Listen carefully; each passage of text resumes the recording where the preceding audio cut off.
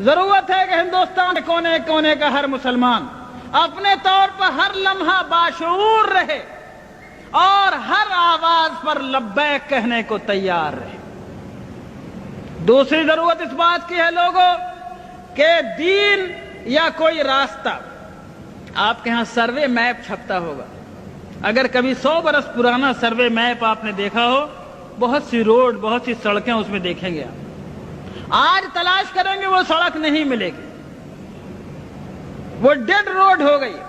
کیوں؟ لوگوں نے چلنا چھوڑ دیا۔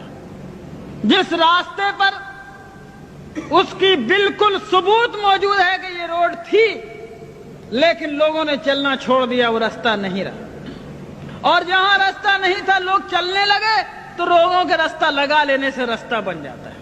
اے میرے دوستو، اگر تم ہندوستان میں اسلام کی بقا چاہتے ہو تو سب سے پہلی ذمہ داری یہ ہے کہ اسلام کو اور اپنے آقا جناب محمد رسول اللہ صلی اللہ علیہ وسلم کے طریقوں کو ڈیڈ روڈ مت بننے دو، یعنی اس پر اگر تم چلنا چھوڑ دو گے تو کسی سرکار کو ضرورت نہیں ہے اس کو بند کرنے کی، خود بخود بند ہو جائے گا۔ اگر مسلمانوں نے یہ فیصلہ کیا کہ شریعت کو ہم اپنی زندگی پر جاری اور نافذ کریں گے اور اللہ کی شریعت کو ہم اپنے اوپر لاگو کریں گے، اگر ہم سرکار کے دباؤ کے بغیر، کسی گورنمنٹ کی طاقت کے بغیر، کسی پولیس کی لاٹھی کے بغیر، چونکہ ہم مومن ہیں اس لیے ہم اللہ کے حکم پر چلیں گے، ہم نکاح میں وہ طریقہ اختیار کریں گے جو اللہ نے بتایا۔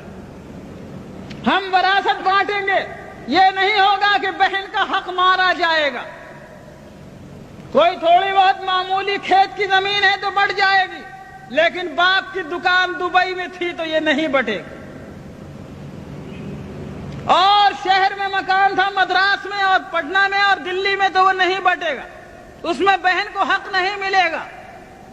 غلط بات ہے۔ اگر تم نے اپنے ہاتھوں سے خود شریعت کو چھوڑا تو کوئی تمہاری شریعت کی حفاظت نہیں کر سکتا۔ اگر شریعت تمہاری زندگی میں چالو رہی، تم شریعت پہ عمل کرتے رہے، تو شریعت کو انشاءاللہ کوئی نہیں مٹا سکتا، اس کا بھی عہد کیا جا سکتا ہے، کوئی طاقت نہیں مٹا سکتا۔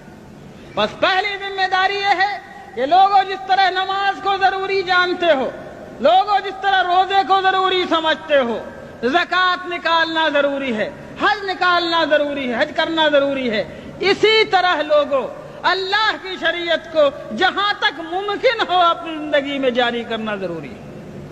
ٹھیک ہے، ہندوستان کے حالات میں ہم حدود و قصاص جاری نہیں کر سکتے، ہمارے اندر اس کی استطاعت و طاقت نہیں ہے، لیکن ہم قانون نکاح، قانون طلاق، قانون فسخ، قانون وصیت، قانون ولایت، قانون وراثت وغیرہ دوسرے معاملات میں اللہ کی شریعت کو ہم اپنے اوپر جاری کرنے کی طاقت رکھتے ہیں،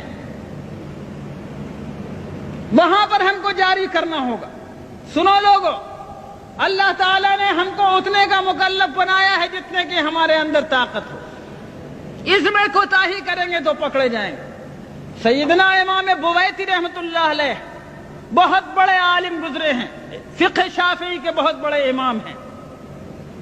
جب خلافت عباسیہ کا زمانہ تھا، مسئلہ خلق قرآن پر ان کو قید کر دیا گیا جیل خانے میں، ان کے پیروں میں بیڑیاں تھیں۔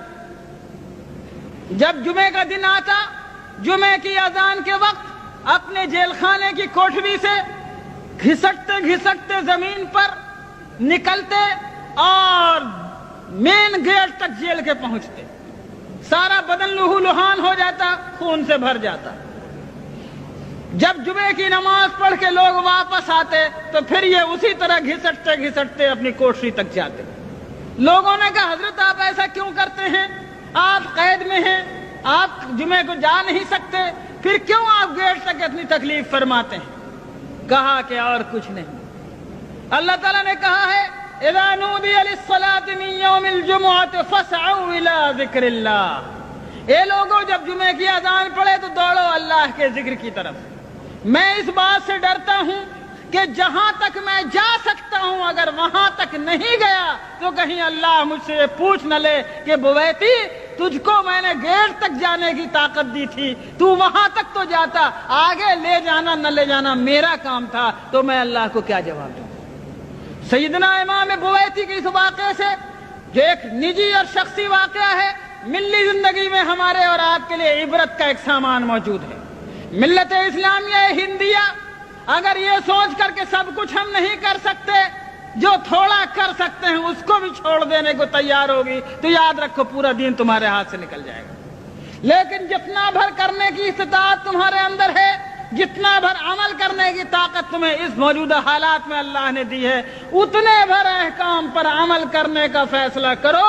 इंशाअल्लाह खुदा ताला हालात को बदलने वाला है। आगे का नतीजा हमारे और आपके हाथ में नहीं है।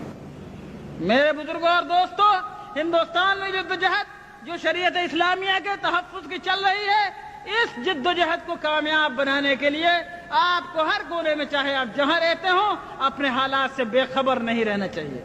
मसाइल का सही शऊर पैदा करना चाहिए, शरई अहकाम लोगों तक पहुंचाना चाहिए और अपने समाज को सही इस्लामी खतूत पर जारी करने की कोशिश करना चाहिए। अगर हमने ये सब कुछ किया तो इंशाअल्लाह हिंदुस्तान में हमारा इस्लामी वजूद बाकी रहेगा और कोई साजिश इसे मिटा नहीं सकेगी। अल्लाह हमको और आपको हक और खैर की तौफीक अता फरमाए।